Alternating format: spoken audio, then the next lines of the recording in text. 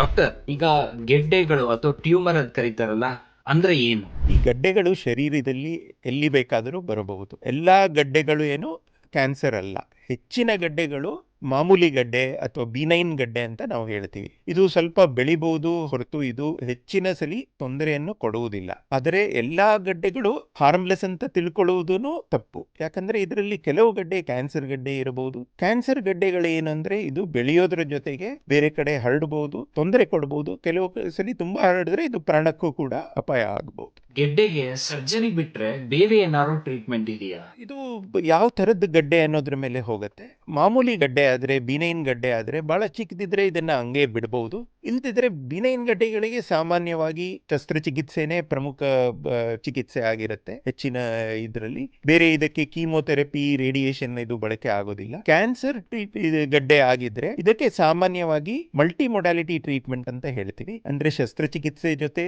Chemotherapy, radiation ಕೂಡ ಬೇಕಾಗಬಹುದು.